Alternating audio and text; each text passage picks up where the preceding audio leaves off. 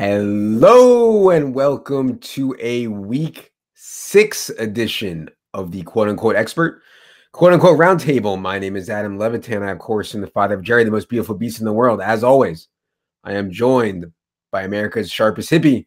It is Jam to win. Jam, what's going on? I haven't seen Jerry in a while. Is she doing all right? It's so funny. I do these like DraftKings videos for the DK TV guys, and Jerry's always like completely spread eagle on the couch behind me, and they had to like stop the videos because they couldn't have her like fully exposed spread eagles. So yeah. So now we're back. She's around. She's around. Yeah, she got ashamed. She was like, "This is my body. I'm just here. What do you want from me?" And now she's afraid to show her face. Hopefully we win her some duck treats this weekend. Jerry, I'm pulling for you. Yeah.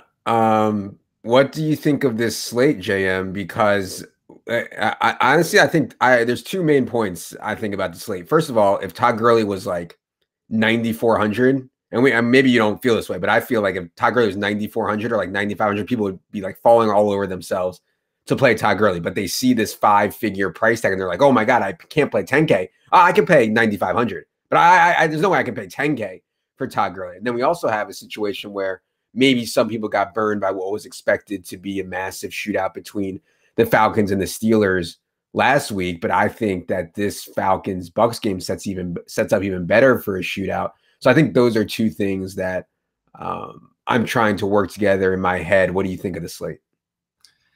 Yeah, I'm with you on that. Have you seen Gurley's price tag on FanDuel? No, I actually haven't. He's like 15% of the salary cap on FanDuel compared to 20% on DraftKings. It's just ridiculous. Yeah, so I've actually toyed around even with I really like James Conner this week, and I've toyed around with some Conner and Gurley rosters, and you got to really go thin when you're banking on the Cortland Sutton week if you do that at wide receiver. Mm-hmm. But there's ways to get in Gurley and another high-priced back and Julio. There's ways to get in, move off of Gurley and use just Conner and another high-priced wide receiver. But I like the slate a lot. There's a lot of ways that we can go about things. I think that Gurley is basically a lock for 25 to 35 points. I don't mind paying that price tag if you can make it work. And I agree with you on this shootout. There's a lot of things that it would be difficult for things to go wrong in this spot. And there were some things that could have gone wrong. Last week, we definitely learned some things since last week on some of these teams, which, by the way, Joe Hayden's played well this year. I'm sure that kills our good buddy Hefe, who has been an anti-Hayden truther for like 5 years now. Yeah. But yeah, Hayden looked good. He's going to be on AJ Green some this week. And there's a lot that we learned last week that we can apply this week. I really like this slate a lot. I said before the show to you that there's just every pricing level, there's options, which I like a lot more than just here's the only guy to like here and here's two guys to like here. Opens up a lot of things, makes for a fun week of roster construction. All right. JM has some Birkenstock shopping to do, so we better get right into the slate here. So start at the quarterback position. And Jameis Winston is severely underpriced relative to this spot against the Falcons team, which we playing without starting free safety, starting strong safety, starting middle linebacker, starting defensive tackle. Derek Shelby, rotational end for them. Obviously, the run game has been extremely suspect for the Bucs, but in the pass game, looks like he might even get OJ Howard for this game. Also has Mike Evans, Chris Godwin, Cam Brate, Deshaun Jackson. It sets up really well for Jameis Winston at 5,800. I expect him and Matt Ryan to be the two highest owned quarterbacks. Of course, Matt Ryan is 1K more. Do you have a preference between those quarterbacks, and do you see a reason to get off either of them? I have 4 quarterbacks on my list, on my entire list. Like if I were building 150 teams, I would have 4 guys on my list. And it's Jameis, Matt Ryan, Jared Goff, and then Cam Newton, because always Cam as an option in tourneys. And that's it. These guys are just such better plays than the other options. And we'll talk about Andy Dalton, Ben Roethlisberger, some of these other guys. There's a lot of good plays on the slate, but these guys are just better plays. So I'm going to walk through a couple things. I'm trying to not overthink the Bucs offense because the Falcons defense has given up so many points. Falcons offense is going to score so many points. My only concerns here and what might tilt me toward Matt Ryan. So again, Jameis is one of my 4 quarterbacks. I'm building 3 teams this week, taking 3 shots at that 3K milli maker. And I'm sure I'll have Jameis on at least one of those. But my concerns for Jameis, this Falcons defense plays back. I mean, I went back and watched their all 22 today against the Steelers, and they just let guys catch passes 5, 6, 7 yards downfield. They don't even care. It's like they're so banged up that they just drop back, keep everything in front of them, and then try to tackle. And everything on the Bucs has been downfield. So that kind of hurts them a little bit. The way to really bang the Falcons has been pass catching running backs, underneath stuff. The Bucs underneath receivers are Chris Godwin, who's playing about 50-55% of the snaps, and then Adam Humphries, who has an ADOT of 2.8, which is more than a yard lower than any other player in the NFL. Mike Evans can run these deep curl routes that can win because obviously they're going to respect him deep. Devin Funchess did that a few weeks ago, but I'm wondering do we just get smash games from the Bucs or do we get really good games? Still better than anything else on the slate, but those are my concerns there. I have no concerns about Matt Ryan outside of Steve Sarkisian. So I lean Matt Ryan if I can make the salary work, but I'm fine with both. Do you have any nits to pick with that take? No, I mean, I want to get to Matt Ryan. I don't know if I'll be able to find the 1K, but I want to get to Matt Ryan. I mean, Jameis had chemistry issues, I think, with Mike Evans last year. The splits with Mike Evans, Ryan Fitzpatrick versus Jameis Winston are massively in favor of Mike Evans with Ryan Fitzpatrick versus Jameis Winston. That said, like you alluded to, overthinking it versus Falcons defense, I think, is scary, and kind of because the Bucs defense is so bad and because their run game is so bad, it just creates a situation where guys like Ryan Fitzpatrick can have 3 straight games of 30+ fantasy points. You know what I mean? So yeah, I think that I prefer Ryan, but we'll see if we can find the 1K. Let's talk about some other guys here. You didn't mention Deshaun Watson, and my first instinct was also not to be on Deshaun Watson because he comes into this game with a chest injury. He took such a beating last week. It was actually scary. Also because I don't expect Josh Allen and the Bills to be able to keep the pressure on. One of the reasons that Deshaun Watson's volume has been so high and all his receivers' targets have been so high, they've been throwing the ball and playing these crazy shootout games every week. I don't expect that to happen against the Bills. That said, Deshaun Watson remains, to me, with a massive ceiling, similar to the way I feel about Cam Newton. So I'm okay with Cam. I think I prefer Deshaun Watson here, but either way, they're not certainly not as strong as the other guys we talked about. Yeah, I mean, I don't have any strong arguments against that. I think I actually deleted Watson off of my player list just an hour ago, and I had 5 quarterbacks before that. This Bills defense is really good, and every team that's faced them has just flattened out routes. So everything is crossing routes, or more than that, deep ends, short ends. So it's run 10 yards upfield and then run horizontal, run 15 yards upfield and run horizontal. And Bill O'Brien does adjust DeAndre Hopkins' routes from week to week to adjust for what the opposing defense is best at. So if he's catching a bunch of 15-yard ends, 12-yard ends, it's going to be tougher for him to just have one of these monster games, tougher for Deshaun Watson to put up one of his monster games. So I would have Cam over him for that. But yeah, Watson's in our one of our 2 guys that's in our always in tourneys pool. So I'm fine with that one.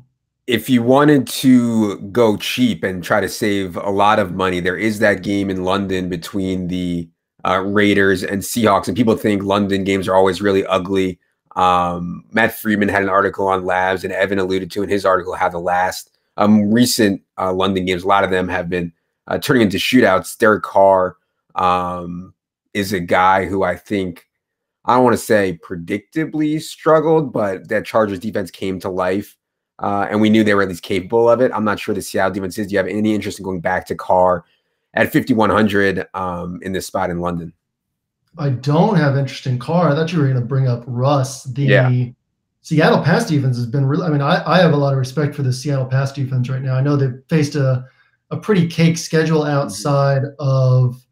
um, Like, outside of Jared Goff and the Rams, but Derek Carr, yeah, the red zone issues on this team, the Chargers, like I don't know what's this. The Chargers predictably bad spot for Derek Carr. Like you've been trying to convince me for weeks how bad the Chargers defense I is. know, but yeah, I don't know. I don't know. Like maybe they looked so bad because they played Mahomes and like they played Mahomes and Goff, right? And they looked really, really bad. And I know they struggled in other spots. But with speaking of the schedule, Seattle's defense has not been tested. They played Case Keenum, Mitchell Trubisky, Dak Prescott, and Josh Rosen the first 4 weeks. Obviously, Goff last week. Like I'm not ready to say that this Seattle defense is actually good. You know what I mean? No, I mean I'm with you on that, but Carr's not Carr's not Joe Flacco over here, Yeah. Carr's not like a top quarterback. I think Russell Wilson, I think it's okay. I think there's a chance. I think there's a chance that this game goes like 45-42, like the Raiders Browns game a couple weeks ago. I'm not expecting that. Obviously, the expectation on both sides is that both teams just go run heavy. And that's what I'll be betting on my main rosters. But like if I were putting in 20 rosters, I would probably have at least one game stack of this game that just says, what if this game shoots out? What if it goes pass heavy? I do think that both quarterbacks are capable of putting up big numbers. So I'm totally fine with that. But Carr is not, I mean, he's not a guy that, like at this point in the week, he's not a guy that I'm eyeing as far as I'm narrowing down my list throughout the week. He's not making the cut. But yeah, if I were going 15 or 20 teams, I would definitely take at least one shot on this game just turning into a back and forth passing affair. I'd be cool with that. You mentioned Jared Goff on your list. We know that both Cooper Kupp and Brandon Cooks expected to be cleared and play on Sunday. We know this Denver defense is a shell of what it used to be. I think, I mean, they've been not great against the pass, but they've been so bad against the run here and expected to be very, very cold. It is back-to-back road game spot out of the division. No matter how bad Denver is, I think it's always going to be somewhat difficult to play there. It feels like kind of a letdown spot for me for the Rams, which is why I wasn't too high on Goff. But tell me what you think about him. Yeah, I'm not going to end up playing Goff over Matt Ryan and Jameis Winston. If I were going one team, he wouldn't be my guy. Since I'll be going three teams, there's a chance I'll take a shot on Goff on one of those three just because this passing attack is so good. And so going back to my biggest leak is just having so much information and knowing so much what the good matchups are and what the good game flow is that I do end up overthinking things sometimes, right? So this is a spot where Goff has been so good. I do agree with you that the way to beat Denver is probably going to be on the ground, but Goff's still going to toss 275 yards and a couple touchdowns in a disappointing game, 260 yards and a couple touchdowns in a disappointing game. So I'm fine with him, and he has legit 30-point upside. I don't want to try to get into Sean McVay's head and say, oh, is he going to dial things back? Is he going to try to go only Gurley? I mean, Goff's still going to throw 30, 32, 33, 35 times. So, just this is a bet on this offense for me versus a bad Denver defense that people are still a little scared to attack based on reputation, based on this game being played in Denver. So in tournaments, I think the Goff is a really sharp play. Still has as much upside as any quarterback on the slate. Anything off the board at quarterback? Can I interest you in some Baker Mayfield, some Kirk Cousins? Can I interest you in anything off the board? It's hard to go off the board this week at quarterback. Yeah, I think that those are both guys that I considered. I think that Mayfield would be the one I'd be more drawn toward. So if anybody's going multi-entry, building 20, 30 teams, that's interesting. I think that Cousins is going to have a great game, but it's hard to envision him having to throw so much. And the Vikings have slowed down the pace in the second half with a lead. They obviously, like, the way you beat Arizona is you just take a lead and then run the ball, right? Arizona has a good run defense, but they faced 26 more carries than any team in football from running backs. But what are the Vikings going to do? Dalvin Cook is now expected to play, but they want to protect him. They can't block. Latavius Murray isn't that good. So I think we still see volume throughout, but they're going to slow down the pace. I have a hard time seeing Cousins outscoring. You essentially need him to outscore all three of these other guys, all four of these other guys that were on, and I don't see him doing that. So he's not a guy I would go to. This Pittsburgh-Cincinnati game is interesting. It's difficult for me because Pittsburgh has struggled so badly in these road division games, particularly against Cincinnati. That was with Paul Gunther as defensive coordinator. Now it's obviously Terrell Austin. Does the Big Ben road narrative scare you off him? And also Andy Dalton. I think losing Tyler Eifert, losing Gio Bernard, having John Ross questionable, all those things are concerns for me. Joe Hayden on AJ Green, all those things are concerns for me. Do you have any interest in the quarterbacks in that Bengals Steelers game? Yeah, but I have concerns as well. What's interesting about the Bengals, and we've talked for a couple of years about we don't really roster the Bengals defense much, even with how strong their front four is, because they're such a bend but don't break defense. In the last couple of years, they ranked like middle of the pack in drive success rate. They just let teams march down the field, and then they were elite in red zone defense, basically like the Patriots.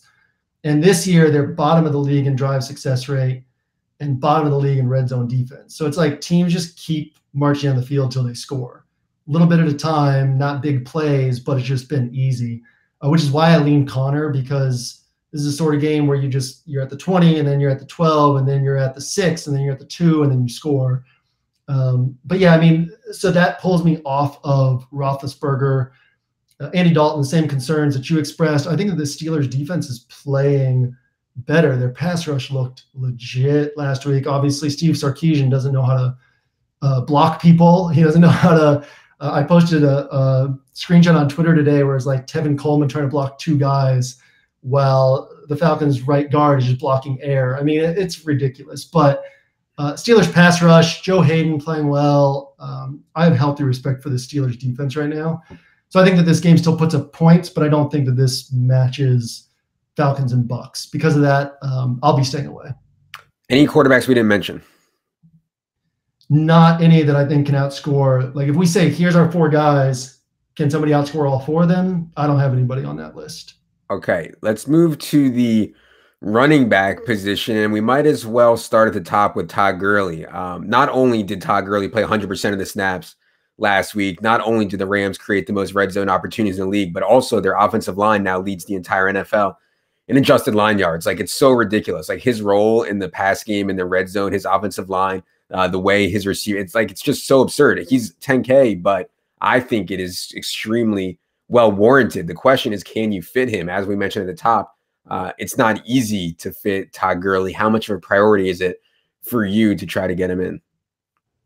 I'm trying to get back to what made, like, I've been an above average player the last year and a half, and I used to be like substantially above average. And one thing was, it kind of started with the whole jam 'em in thing, right? When we had to get Le'Veon Bell, get David Johnson in, and that adjusted my thinking to where I was focused too much on taking bad value to fit in high-priced guys. So I'm not going to move stuff around just to fit Gurley, because as in, like, I'm not going to say I'm going to take this cheap value and hope he gets 20 points, hope he pops off even though he might get 5, because I think that there are guys, primarily Connor, and possibly Mixon. I think there are guys who can match Gurley this week. So same way when I took Melvin Gordon a few weeks ago and just said, look, I think he has a 30% shot at outscoring Gurley. I'll take the savings. That's where I'm at.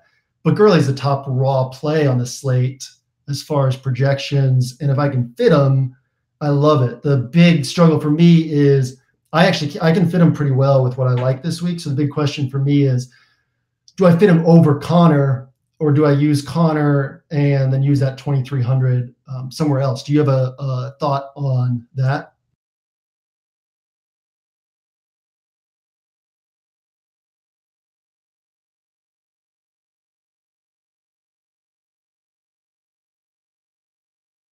Yeah, so for now, my lean would be to try to get to Gurley, but I mean, 2,500, 2,300, 1,800, it's massive, massive savings to come down off Gurley.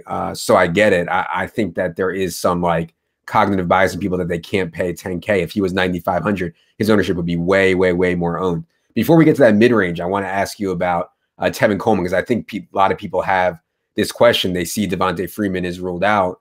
They know Tevin Coleman is no longer 6,900. He's down at 5,400. They also know that Ito Smith is going to play 25, 30% of the snaps.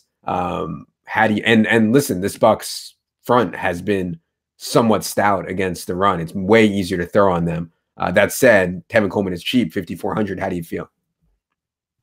I feel fine about Tevin Coleman, but we're looking at 16 to 18 carries and 2 to 3 catches. That's the same that we're looking at on Marshawn Lynch for 100 less and lower ownership. If we're talking tourneys, that's the same we're looking at on Chris Carson for 1K less. If Bilal Powell is the starter, if Isaiah Crowell is out, Crowell is a game time decision. We're looking at same number of carries, more targets for Powell, lower touchdown upside. So I'm fine with Tevin, but he's very clearly a bet on touchdown play. He needs to score a touchdown to really be worth it. I mean, he's not going to fall shy of probably 12, 13 points. I'm not saying that, but this is a week, man, with the value that's available and some of the scores that got, like Gurley, Julio, what I expect from Connor. These guys are going to put up some monster games. Mike Evans, 12 points isn't going to get it done. So he's a bet on touchdown play, same as Marshawn Lynch, same as Chris Carson. I like the other two more than him. Do you like Tevin more, or do you need me to convince you that the other two are better plays? I like Tevin more for game environment, for talent, and for I think it was just like rotational to Ito Smith, right? Everybody's like, Ito Smith is the red zone back. Well, he's not. He's just like rotating in. It just happened to be when they were in the red zone, So maybe this time it rotates in when Tevin is in there. But yeah, my bigger concern for me isn't as much the stuff you said as well. I guess 16 carries and 2 to 3 catches isn't going to be great, and I'm not that confident in the way they've used Tevin Coleman in the pass game. But yeah, you mentioned Bilal Powell. I mean, if Isaiah Crowell ends up ruled out, I would expect Bilal Powell to be the most owned running back on the slate, and I think with pretty good reason, right? Yeah, absolutely, for good reason. So on these other guys, I'll just give you my thoughts and see. I'm not going to sway you, but maybe I'll sway some other people. Marshawn, what is this with talent? Tevin Coleman, like, you're fixated on Tevin Coleman being a super talented back, right? Like, no, but I mean, Marshawn Lynch. The problem with playing Marshawn Lynch is like they get down 17-0 and then he's just total dust. And I know they're not likely to, but if they do, it's just over. Yeah, that happened to me last week. But are they going to get down 17-0 in Seattle? It's a risk. There's so much. The way to beat Seattle is just ground and pound. I think Evan mentioned it in the matchups column today on Roto World that they've given up the most rushing plays at 10+ yards. Marshawn Lynch has gotten, outside of his week 1 and week 5 games, like, they are getting him 20 touches. They're getting him 2 to 3 catches. They're getting him 18 to 20 carries. He's getting the goal line work. This is a team that's had extreme red zone issues so far, and they're going to try to correct that. The way to correct that, especially after they threw an interception at the 1-yard line last week, you can't trust Derek Carr down there. The way to correct that is Marshawn Lynch. I feel comfortable penciling him in for 85 yards and a touchdown. And if he gets 100 yards, he gets the bonus along with a couple catches, you're looking at 23, 24 points. I like Marshawn Lynch a ton. Chris Carson, the Seahawks team, is just running the ball. That's what they're doing.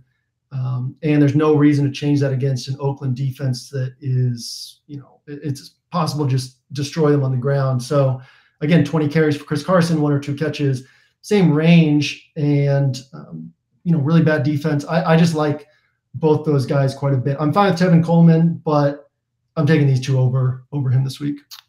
Let's move up into this mid-range because I think it's really interesting. First, we have TJ Yeldon. Not only is Leonard Fournette out, but Corey Grant is now out. And I thought people who played TJ Yeldon last week ran pretty hot with Corey Grant going down on like the first or second series because I thought Corey Grant was going to play a ton. Now they have Brandon Wilds, who they don't trust. They have Jamal Charles, who literally just signed 3 days ago. We could see TJ Yeldon play 80-90% of the snaps in this game against Dallas. He's 6,400. He catches the ball well. How do you feel about TJ Yeldon?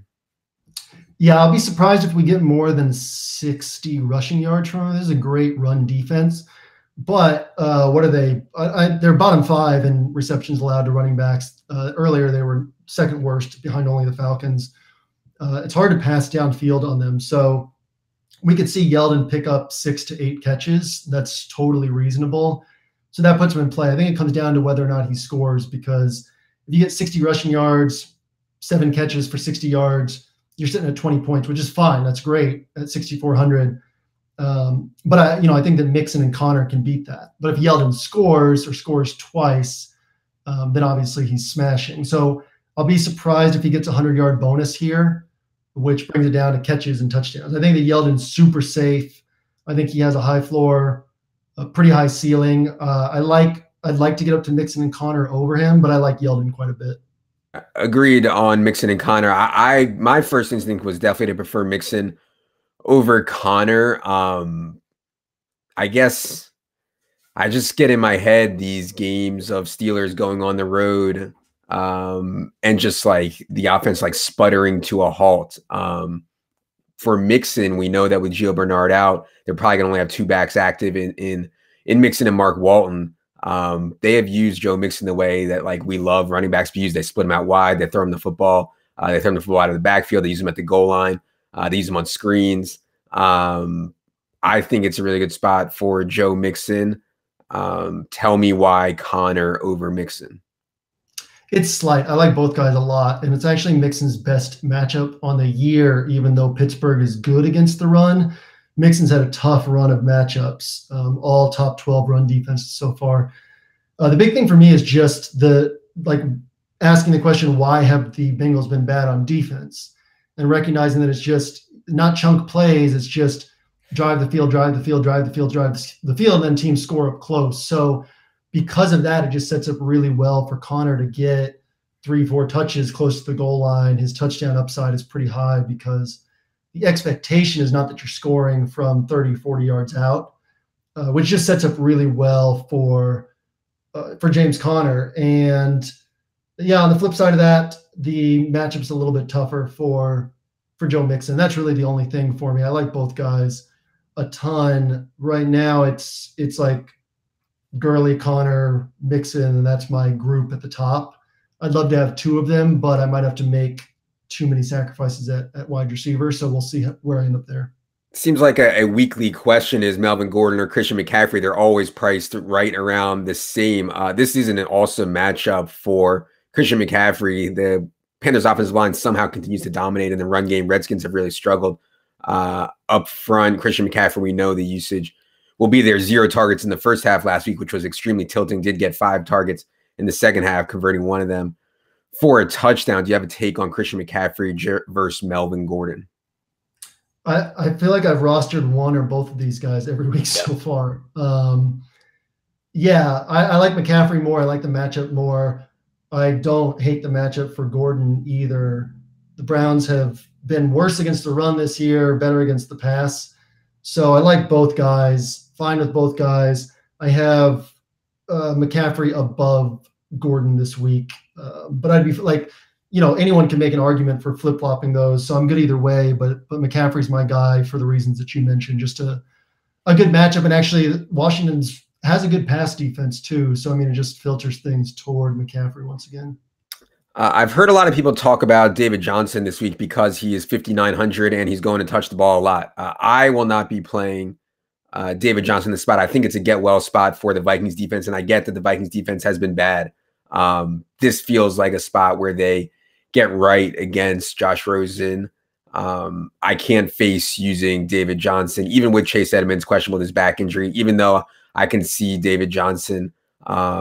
We expect David Johnson to get 95% of the running back touches. He needed to fall into the end zone twice last week to get there. I suspect you are also not on David Johnson, even at 5,900.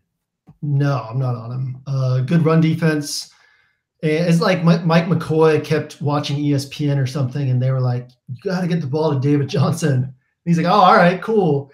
Just hand the ball off to him. Here we go."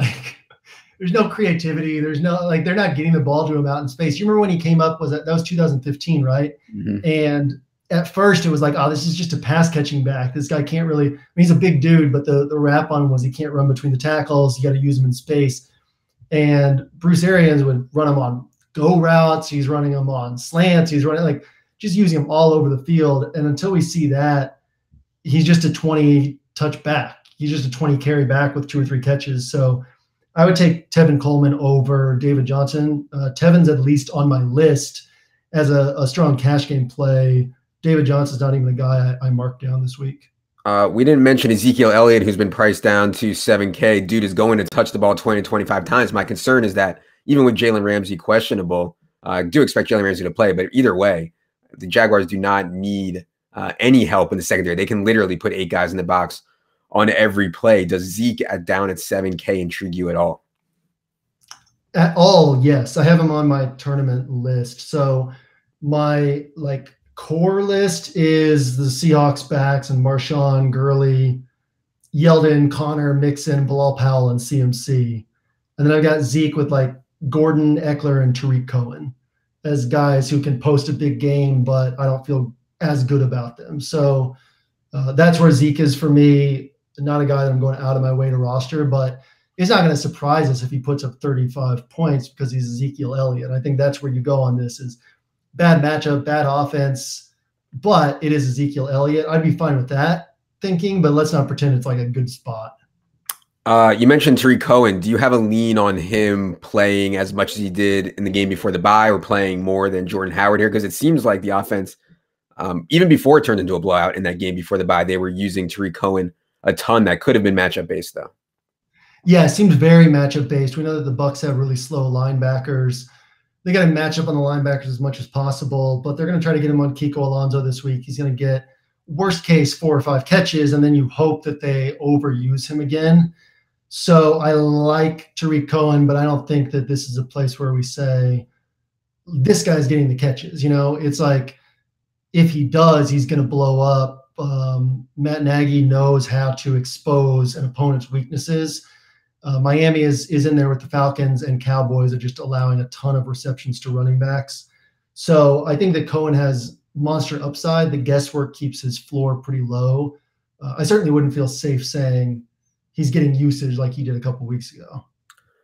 Any interest in any of the other pass catching backs? Naheem Hines, Buck Allen, anything else off the board? Yeah, I think that Hines, Buck Allen are guys that I was messing around with on Monday, Tuesday, before I'd done any real research, before I started writing the NFL Edge. They're not guys I'm going to go to over these other options is what it comes down to. I think they're both good plays, but they're not better than these others. The only other one I'd throw in there is Mike Davis.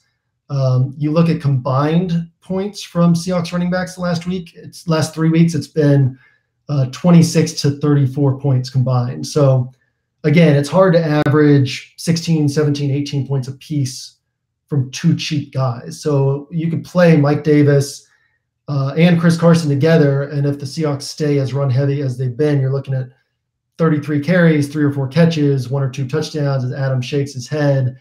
The key is, and you see this all the time, high dollar tournaments, top players give yourself less that you need to go right. So you essentially bet on the Seahawks going run heavy and smashing on the ground.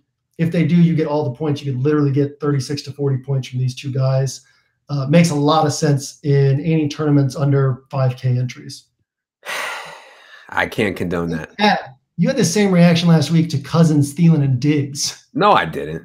Yeah, you did. Go back and watch it. You were I wrote about Cousins, Thielen, and Diggs. About not playing Thielen and Diggs together. No, I never said that. I wrote about them. Now you're lying. We got to go back to the tape.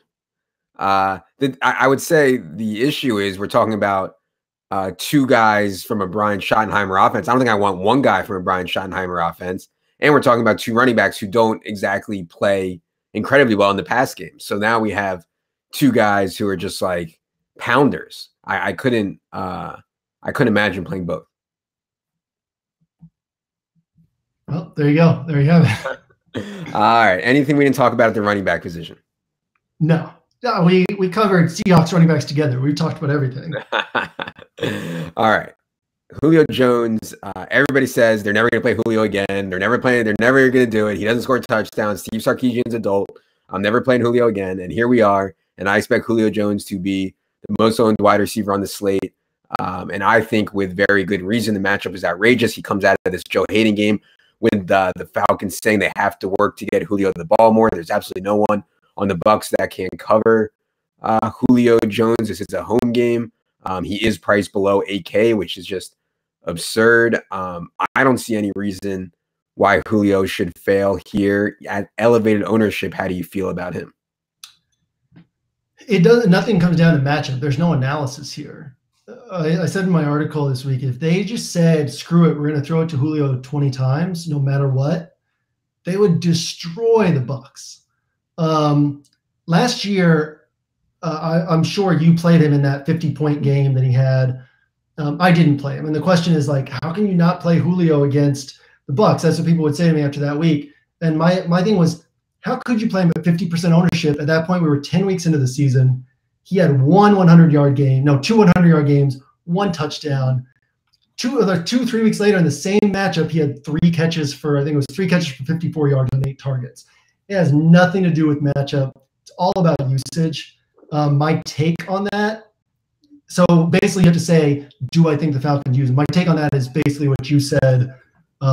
This seems like a spot where the Falcons emphasize Julio. He didn't have a catch until the end of the third quarter, beginning of the fourth quarter last week. They had an embarrassing loss. They're 1-4. So logic says you come in and just say, look, this is our best player. We're going to get him involved early and often. Because of that, I'm going Julio, or at least I should say I'm going overweight on Julio. My big decision is, do I use Julio on all 3 teams, or do I fade him on one, just knowing that, typically the thing with these high-priced guys, like let's say Gurley was going to be 50% owned, he's a little bit cheaper. You fade the guy, and if he has a bad game, he still gets 22, 25 points, right? He's not killing people. The thing with Julio, he could get 11, 12 points if they don't use him. He could kill all these rosters. So I could end up fading him on 1 out of 3 just from strategy, but I'll be overweight on him, and I might go 100%. He's going to destroy this team if they use him. It's just you cannot fathom what Steve Sarkisian is thinking. Yeah, I'm having a hard time at the wide receiver position this week, to be honest with you. There's not a ton that I love. I think one guy we should talk about at the lower range, who I kind of think will be the most owned at the lower range, is Kiki Kute. Just because if people look at his game log, he has seen so many targets over the last 2 weeks. However, those were in wild shootouts. We already said how we didn't expect this to be a wild shootout. That said, we do expect Tre'Davious White to be on DeAndre Hopkins. Kiki Kute is 4,600. It's not a play that I'm in love with, but I'm not seeing a ton at the low end of the salary scale that I like. What about Chester Rogers? Yeah, he's on the list. Yeah, I like Rogers over. So, and to be clear, Kiki is my new Cortland Sutton. He has been the last couple of weeks. I mean, Sutton and Kiki are 2 dudes I just love right now. But for the reasons you mentioned, just game environment, and the Bills force a lot of short passes, so PPR should be good for Kiki. But yards after the catch will be difficult against this team. Chester Rogers, man, there's just not anyone to throw to. The Colts are throwing so often. Chester Rogers, we've had 3 receivers already just bang the Jets on these short crossing routes, which is exactly the way that the Colts have been using Chester Rogers the last 2 weeks. So he sets up great in this matchup. Wide receiver to me is lock in Julio, lock in Chester Rogers, and then decide what to do at that last spot depending on how salary breaks elsewhere. So to me, I'm just starting with those 2 most rosters and then seeing where things go. I've done rosters without one or the other, or without both, just to see what else you can come up with. But I feel really safe with those 2, and then that just leaves one spot to really to worry about a ton. But yeah, I think Kiki's a really good play too. I like Rodgers a little bit more. If I go 2 low-priced guys, I could go Kiki and Rodgers, or Sanu and Rodgers. Realistically, man, Sanu's getting 7 to 9 targets, and I know they're lower ADOT, but the last 2 weeks he's been used downfield. It's not an accident. Calvin Ridley's 1,800 more, 1,600 more, and Ridley's getting 5 to 7 targets. So Sanu's pretty interesting at that price as well. So it'd go like Rodgers and then Kiki, Sanu down there for me. Yeah, and we should also note that on Chester Rogers, both Buster Skrine and Trumaine Johnson are going to be out for the Jets, 2 of their top 3 cornerbacks. All right, let's move to well, let's go to the top here. I don't think many people are going to play Antonio Brown. He has had such bad struggles against this Bengals defense. Have you seen anything different in the way that the Bengals defense has been playing perimeter wide receivers under Terrell Austin versus Paul Gunther? I mean, Antonio Brown has one 100-yard game in his last 6 matchups with the Bengals. It's like not a fluke. They seem to have found what to do against him. Again, defensive coordinator change. Yeah, they're still running a lot of the same Paul Gunther zone concepts. Been less aggressive than last year's Terrell Austin Lions defense. I expect them to run a similar scheme here. And really what it comes down to is the impact that AB has with his short area quickness, his route running gets taken away if you just play a zone coverage. It's not like a man-based zone coverage. And they kind of tighten things up on his side of the field and just force the Steelers to go elsewhere. But, we talked about him performing below expectations. He's still putting up 16, 17 points in most of these games against the Bengals. So I think there's a strong tournament case because one missed tackle or a 2-touchdown game, and all of a sudden he's sitting at 30 points, and let's say Julio gets 15 and Mike Evans gets 21 and then AB goes for 32 or something. You get a lot of separation on high-priced wide receivers. So I still like Antonio Brown, but yeah, I do think that the matchup is a clear downgrade for him this week. People are going to be playing Jameis Winston a lot. I presume a lot of them are going to be stacking with Mike Evans. I don't love Mike, and it sounds crazy because I like Jameis, but I don't love Mike Evans. His history with Jameis versus Ryan Patrick, as I mentioned, is not that great, and he's going to be on the perimeter with Alfred and Trufant a lot. If you're playing Jameis, do you feel the need to stack him with Mike Evans? I don't know yet. So I started the week on Jameis, and then after I did research, moved up to Matt Ryan. And today's the first day I've really started messing around with Jameis rosters again and been asking that question because, again, Evans basically functions like Devin Funchess in this spot. He's going to run these outside routes. He's going to run some deep curls and some go routes, but this is what the Falcons are good at stopping. So the targets need to be there and the accuracy needs to be there. He needs to go like 8-100 2 as opposed to like he's not going to go 6-150. That's just not what you do against the Falcons. So he's going to have to catch. He's going to have to pile up a lot of catches and get the touchdowns. So realistically, if he gets 7 for 90 and doesn't score, he's pretty disappointing at his price. If he goes 8 for 100 and scores once or twice, then he breaks the slate open. So it kind of comes down to that extra, like I have him pegged at 80 to 100 yards. So it kind of comes down to whether or not he cracks 100 and whether or not he scores. Makes me feel unsafe on him, but the upside is still extraordinary. That doesn't really narrow things down much, right? Like it makes him kind of a scary guy in cash games, but still worthy in tourneys. DeAndre Hopkins can win in any matchup. I think maybe people are overrating how difficult it's going to be against Tre'Davious White. I'm not saying it's going to be easy and it's not the best possible matchup, but DeAndre Hopkins can definitely win, and he's even cheaper than Julio down at 7,700. Do you have any interest in DeAndre Hopkins? Yeah, he's just a bet on talent guy, which I'm fine with. He's not catching passes moving vertically in this matchup or even diagonally. So you got to catch and turn up field, which limits the opportunities for just huge plays.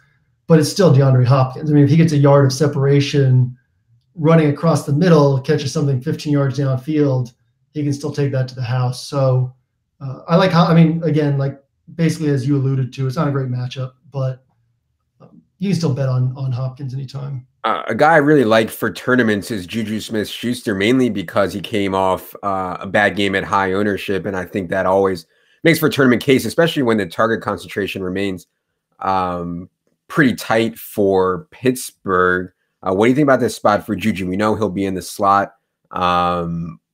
We know that Ben has struggled so badly on the road, as we've alluded to many times in these division games. Juju is 7,300. Just last week, he was third in the entire league in targets, and then he has a 4-target game. Everybody wants to be off him. Yeah, it might be recency bias, but I don't have him on my list, only because we're deeper in the week, and I'm trying to narrow things down to the smallest possible point. So realistically, I'm not going to end up rostering him. I think he's a strong play for the reasons you mentioned. He's super involved in this offense. But with an A dot of 8, he has to pile up catches to pile up yards, or he needs, broken play, a missed tackle, one of those things. So I think that this is a spot where you can't really bank on him getting to 100 yards. So you need the touchdown, which optimally you want these guys that you feel pretty safe about a 100-yard game to get those 3 extra points and have to worry a little bit less about touchdowns. That's kind of where I'm at with Juju. I think he's a strong play. He's definitely an 80th percentile play this week, but he's not just top of the slate for me. Let's talk about these Rams wide receivers. They have been cleared, as I mentioned. If you like Goff, you have to like some of these wide receivers. It's hard to parse between them, between Robert Woods, between Cooper Kupp, between Brandon Cooks. Do you have a preference between that trio this week? Yeah, I actually like this week quite a bit because I'm pretty comfortable taking Kupp off the board in a matchup with Chris Harris. And I said in my article, if any team can maneuver around Chris Harris, it's the Rams. It's not going to shock me if Kupp has a big game, but as the guy with clearly the worst matchup, that should tilt 1 or 2 extra targets apiece to these other guys. Maybe it all just goes to Gurley, right? But worst case, Woods and Cooks should see their normal workload. Cooks has the skill set that Robbie Anderson, Tyler Lockett, and John Brown all burned the Broncos on. Cooks has 4.33 speed. Those other guys all have 4.34 to 4.4. So Cooks for big play, Woods 4 targets closer to the end zone. I actually think both guys top 18 points this week, and it won't surprise me if both of them get 24, 25. So I like both guys. Both guys are on my smallest possible list alongside Julio and Chester Rogers and some of these other guys we've mentioned. Desmond King has been struggling badly this year. And I think if you expect Baker Mayfield to play well, which I kind of do in this spot with no Rashard Higgins out there, with the Chargers absolutely dominating tight ends thanks to Derwin James, I think it makes a lot of sense for Jarvis Landry to produce here. He continues to see a ton of targets, 10 plus in every game with Baker Mayfield. Jarvis Landry, I think, is cheap at, what is he, 6,600? Is he on your list? No, and I actually looked at him today to think, why am I not using? Because I was messing around with Njoku and just thinking so much upside at the price at low ownership, and then I was thinking, well, if Derwin James shuts him down and Rashard Higgins, who's had a significant role and has actually played really well, Higgins is out now. Derek Willis is out. I mean, Antonio Callaway can't catch anything up the sideline. So, but yeah, do we really expect Landry to suddenly get? I guess he's done it once this year, right? I think he had a 15 target game. I was going to say, do we suddenly expect him to get 15 targets? Maybe he does. It's a tough spot with, I was digging into this week, the Chargers defense and trying to figure it out a little more. And as you brought up, they faced Mahomes and Goff, and then they faced Beathard and whoever else. It's been like the worst or the best. So it's tough to get a feel for them. But Desmond King was really good last year. That always scares me a bit. I'm not on Landry. I won't be using him, but I don't have a strong argument against him. John Brown has seen insane volume, and it's certainly not a good matchup against the Titans, but he's 5,500. I think he saw 14 targets his last time out, and that's going to put him on the radar for people right there at 5,500. Do you have any interest in John Brown? I love John Brown, man. My best ball drafts were like, so many of them had Kareem Hunt and Leonard Fournette and T.Y. Hilton and like all these high round duds. I'm just being carried by guys like Taylor Gabriel and John Brown. John Brown's role in this offense is awesome, but I just expect this Titans-Ravens game to be a slugfest. I expect it to be ugly. I expect it to I would bet on the under in this game. So because of that, I'm not on John Brown. But yeah, I mean, it's not going to surprise us if he gets like 5 catches for 100 yards and a touchdown. But that's not, I mean, there's so much that I like from a floor and ceiling perspective that I'm not chasing that lower floor there. All right, I'm going to have one for you that you are not going to like. At 5,200 is a player who started the year at 7,300, does have a couple of games over 20 DK points this year, has struggled against good corner play from Xavier Howard, from Casey Hayward, from Aqib Talib / Marcus Peters. It is, of course, your boy Amari Cooper. at 5,200. I presume, considering your Derek Carr take, you have no interest whatsoever in Amari Cooper. I actually think, and I'm never on Amari Cooper, I actually think that this is a better spot that I guess everybody else does for Amari Cooper. What does Pete Jennings say about Amari this week? He played. I told him not to play him last week against Casey Hayward. He still played him anyways. So there's a few. I have a few just complete blind spots in the NFL where I have no idea how to process the information. Steve Sarkisian is one of them. Amari Cooper is another.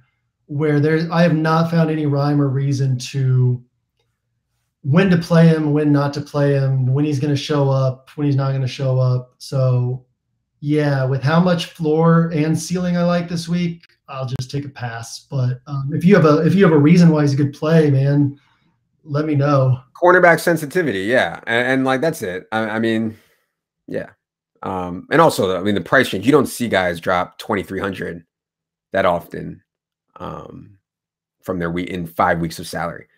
Let's move to Tyler Boyd, who, if we expect Joe Hayden to be on AJ Green, Tyler Boyd will get the better matchup. I believe Mike Hilton is back and playing well for the Steelers, which is certainly a concern for Tyler Boyd. And I do expect them to be more run heavy. You know, with Joe Mixon in there, they're just so much more run heavy than they are when Gio Bernard is in there. So I don't love Boyd as much as maybe we did earlier in the season, but I still think he's in play at 6K. Yeah, I mean, it would be like if Julian Edelman were at this price here, right? And then you hope he gets to 100 yards or hope he scores. Boyd's among the top, like 7 guys on my list. So I like him, but at his price, there's just it's kind of like every time I'm at Boyd at 6K, I look up at Woods at 6,900 and Cooks at 7K. And it's like, I can find the salary to get up there, can't I? So that's where I'm at with Boyd. I would rather the big play upside on those guys. But Boyd's on my, he's one of my 7 or 8 guys this week. It's weird to sound so tepid on a guy that I actually like a decent amount. But I'm starting to lean away from him just because of what else I can get to, both below that and above that. Anything else at the wide receiver position? We didn't mention the Minnesota guys at all. We didn't mention Keenan Allen. We didn't mention Chris Godwin. Anything else off the board? Yeah, I would be fine taking a shot on Deshaun Jackson. I'm kind of hoping that the Bucs come out with their typical air raid approach and either hit a big play to Deshaun early, or if they fail, then they fall behind and have to keep taking deep shots, right? So I think if, he could end up with 7 or 8 targets this week, and obviously could put up 25 to 30 points if things hit. Low floor, but massive ceiling. And then I think that this is a good week for Cortland Sutton. Obviously tune me out because I've said that before, but he actually he's run more pass routes than Demaryius Thomas this year. He had more snaps last week than Demaryius Thomas. He's basically the number 2 receiver on this offense. That's a really, really bad passing attack. So take it for what it's worth, but there's not many guys at 3,500 that can get you 20 points, and Sutton's one of those guys. So, yeah, maybe it's Cortland Sutton week. All right, let's move to the tight end position where I thought we were going to have a massive amount of ownership on Cam Brate, and then surprisingly, O.J. Howard practices in full. He was wearing a brace, but O.J. Howard practices in full. Listed questionable, but kind of expect him to play just 2 weeks after spraining his MCL. He still could be limited. However, if O.J. Howard is active, does that take Cam Brate out of play for you at 3,700? I hope to God that that O.J. Howard is active this week, because I do not want to tilt over people capturing 18 points from Cam Brate as this simple play when the Bucs tight ends have combined for 4 targets, 7 and 12 on the year, right? Like he could so clearly get 5 or 6 targets. Right. And then, let's say this though. Last year, tight ends had a way bigger target share with Jameis Winston than they did with Ryan Fitzpatrick. Yeah, and that's also. I mean, Cam Brate, I'm going to have to play him. I don't think I can not play him if he's out there, even in tournaments. Just because. You mean if OJ Howard is inactive? You mean if OJ Howard is inactive, because the pattern's there. Like it's not as good of a spot as everyone thinks. So I fade it, and then the guy still gets his 15 points. It's Tevin Coleman a couple weeks ago when he posted 25, and then like hasn't gone over 15 since then. So yeah, I hate the Cam Brate play, but I'll probably have to do it. I'm hoping OJ Howard plays so that it introduces more guesswork and essentially creates a better edge for people who can maybe sift through this guesswork on other players. That's my take there. Play Brate if he's out there and kind of hope, or play Brate if Howard misses, but hope that Howard plays. Cheap tight ends. CJ Azoma is going to play close to 100% of the snaps. He played like 80% or something last week and still only saw like 2 or 3 targets, I believe. Do you have any interest in CJ Azoma? I mean, Pittsburgh's been getting absolutely slaughtered by the tight end position, and that might be something schematic there. What do you think about Azoma at 3K?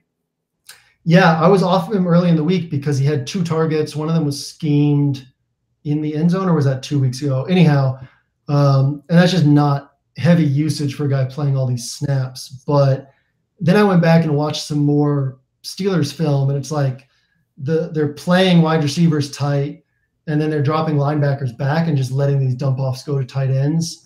And it's been week in and week out, the tight ends have been hitting them. So from that perspective, yeah, we could see 5, 6, 7 dump off passes, and that makes him really interesting at only 3K given what he opens up on your roster.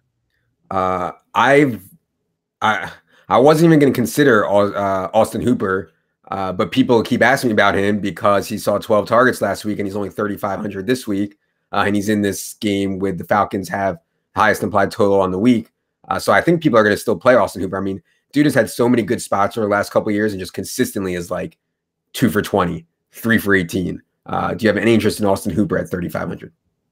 I think Austin Hooper is a total like guess play, right? There's nothing that we can ever point to that says, here's a spot where he's going to see a bunch of targets. Here's a spot where they're going to scheme him the ball. The Falcons, like a lot of these passes to Hooper last week weren't even dump offs. They were actually schemed to go to him. If I remember correctly, it was their first pass play, or one of their first pass plays was a designed play to go to Hooper. Where does that come from? We have no idea. So no, I won't play Hooper because I just want to be able to know why I'm playing somebody. But yeah, it's not going to be shocking if he has another good game. Have you looked at Ricky Seals-Jones at all at 2,700? I just started looking at him today because his, 5 targets last week or 6 targets last week, his air yards are there. He's played really poorly, but Minnesota's been bad against tight ends. He's 2,700. I think he's interesting in tourneys because, after this, we basically jump up to, we got Vance McDonald's another guesswork guy, and then we jump up to the high-priced guys if OJ Howard plays. Yeah, I would prefer Vance McDonald if I was playing tournaments. I think so many people got burned by him last week, and a lot of it had to do with volume. We expected Ben to throw 45 plus times, and he ends up throwing like 30 or something like that. If the volume is there, you'll see better. But yeah, he's not going to get more than 60% of the routes run on pass plays. This is normally the portion of the program where I say, is it worth paying up for Zach Ertz, Travis Kelce, Rob Gronkowski? However, none of those 3 are on the slate. The most expensive tight end on the slate is Eric Ebron, who is banged up but is going to play. I mean, dude has been seeing so many targets just because they have nobody else to throw to. Obviously, Jack Doyle remains out. T.Y. Hilton remains out. Eric Ebron is 5,400. Jared Cook is 5K. Do you see any reason to get up to that range? Yes, I like Jordan Reed quite a bit with Washington also banged up, and I like Ebron. I think if you can get up to one of them without feeling bad about what you're taking in other spots, then you can feel comfortable going to those guys. So the big question for me will be what I give up in salary in other spots. I hate playing Ebron, but the targets are just so massive. Obviously, a little concerning that they signed a tight end off the practice squad this week. Maybe Ebron doesn't play his full complement of snaps, but yeah, I would be fine playing Ebron. I'd be fine playing Reed. I've been not as high on Jared Cook, but I'd be fine with that one too. But yeah, I'm looking to decide if I want to just take, because you can still take a Bucs tight end. Let's say OJ Howard plays. You can still take Howard or Brate and just hope things work out. You can take Vance and hope that he sees 6 targets instead of 2. You can take Ricky Seals-Jones and hope he catches his passes. Like, these are all hope for 10 or 15, and you might get 5. I think Ebron, Reed, and probably even Cook are 10 or 12 point floors and then hope you get 20. So tight end's ugly, ugly, ugly this week, but that's where I'm at. And it would be a leap of faith to think that he suddenly sees a ton of targets. Miami is certainly better against tight ends this year. We know how bad they were against tight ends last year, but just a bet on talent kind of guy. I mean, I still think Trey Burton has a ton of upside. That's the only thing off the board for me, anything off the board at tight end. What is Burton's price? Is it 4,500? 4,500, yeah.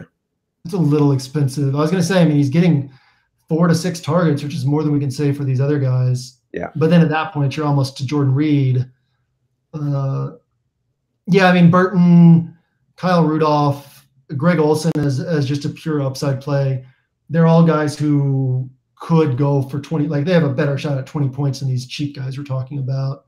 But there's more guesswork than just getting up to Reed and Ebrons. That's where I'm at with them. At defense, there is a lot of, like every week, there's a lot of plays you can make a case for. I think if you have the money, getting to, say, a Minnesota or a Houston makes sense. I think Baltimore is going to be really popular considering how bad Tennessee looked, and Baltimore is down at 2,800, whereas Houston and Minnesota are 35 and 3,800. Do you see anything better in terms of raw plays at defense? The Bears. Okay. I mean, just bet on the best defense in the league. When I was writing up that game, I assumed they would be lower down for me, but there's really not a lot to love this week. I mean, reasons to not love the Bears is just low play volume for the Dolphins, low aggressiveness for the Dolphins, and then, Bears are going to be playing in this heat in Miami after practicing in 40-degree weather in Chicago. But just the best defense against a bad offense and only 3,300. Mike Vrabel's kind of, I mean, I guess he's a lot like Adam Gase in that he's just willing to win ugly. So if this game stays close, I don't see the Titans being super aggressive, which could limit opportunities for the Ravens to smash. And then, the Colts against Sam Darnold. Colts have been able to generate pressure. They get Darius Leonard back this week. It's a lot of kind of iffy road plays for me, like Bears, Colts is where I'm at. And then if you want to save money, I got 2 road plays that have legit 15-point upside.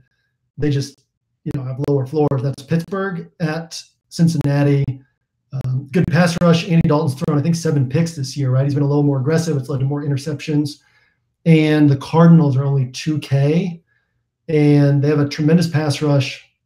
Vikings have a horrible offensive line, and that could lead to, strip sack, touchdown sort of situation. So if you want to go cheap, those are upside plays. Bears are like literally the only one that I feel just safe with.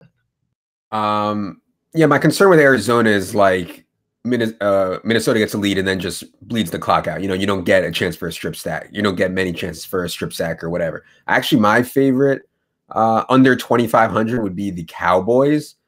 We know how much Jacksonville skews towards the pass when Leonard Fournette is not out there. Jacksonville is down both Cam Robinson and Josh Wells, their first and second string left tackles. So, and I think Dallas has some talented pass rushers. I mean, they're not like inept in that category by any means. So, do you look at Dallas at all?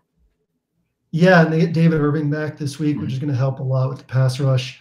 I've looked at them. My concern there is just kind of a Bengals-Patriots concern, right? Like the Cowboys just kind of play back in the secondary and make it tough to complete passes.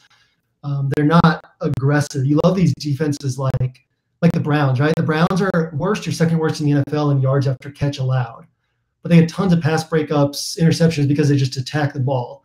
If they don't pick it off or don't knock it down, then guys run after the catch. That's fine. We don't mind that. But I just like defenses that are aggressive at the point of attack, aggressive on the ball.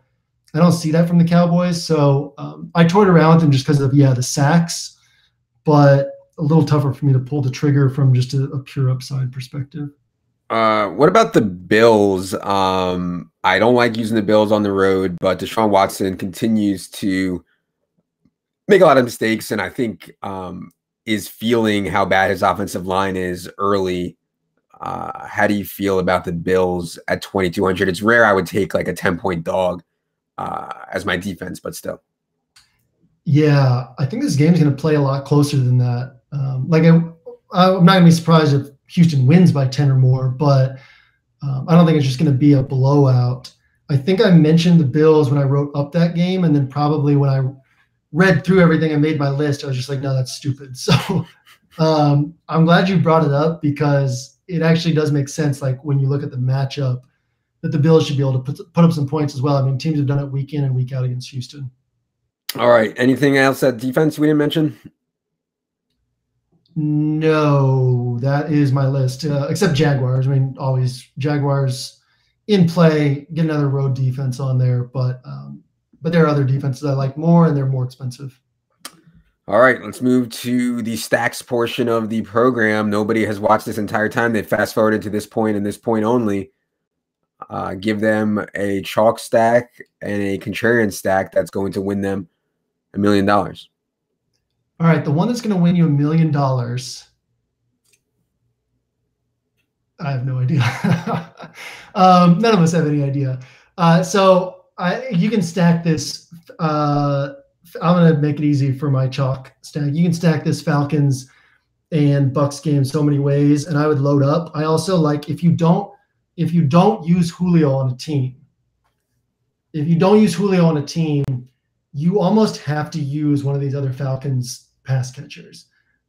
There is almost no way that the Falcons just have a disappointing offensive game in this spot. So if you don't use Julio, you're basically saying, I think he's going to have one of his bad games, have low usage. And then you have to say, well, those passes are going somewhere else. So if you don't use Julio, load up on other Falcons guys. Obviously, you can go Matt Ryan, Julio, and Sanu, and Mike Evans, and just load up and hope this is a 5-touchdown apiece game. Super chalky, but I think if you go overboard, you can differentiate your roster.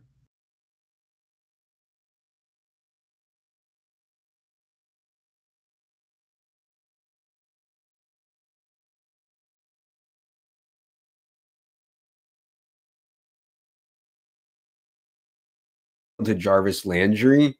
I don't have any strong conviction around it other than Baker Mayfield continues to put up numbers just like he did in college. He's continued to just do it in the NFL. And we know, I think there's a huge edge to knowing where targets will go. And I expect them to go to Jarvis Landry here with Rashard Higgins out, with Willie's out, with Antonio Callaway struggling, with Derwin James taking out David Njoku. I expect the game plan to center around Jarvis Landry. So I think Jarvis Landry's underpriced at 6,600, and I think Baker is slightly underpriced at 5,500. So I'll go with that one. How cultured are you in British slang? Aren't Willie's penises in Britain? Be great if the Browns are playing in London this week. So moving on, my off the board stack goes to the London game, where there's two different ways that you could stack this in a contrarian way. One is using all the running backs in this game and expecting both teams to continue leaning run heavy. The Seahawks have been historically run heavy lately compared to the modern NFL, and have legitimately been giving over 30 carries to these two running backs. And you can pair them with Marshawn Lynch. That's one way to go about it.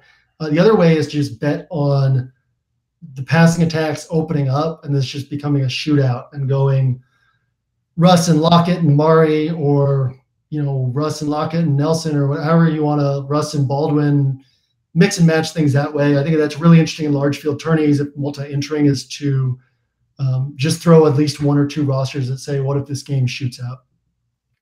All right. For my contrarian, and I remember writing maybe 4 years ago or something in one of my articles that I said to fade Ben Roethlisberger, and I had all these home road split stats and everything. And people were like, you're insane. Ben Roethlisberger's so hot. Who cares if he goes on the road? And now it's gone completely the other way, where nobody plays Ben Roethlisberger at all when he's on the road. So I'm going to say for tournaments, Ben Roethlisberger, Antonio Brown, and Juju Smith-Schuster, and hope that stack gets going. I know it's extremely expensive.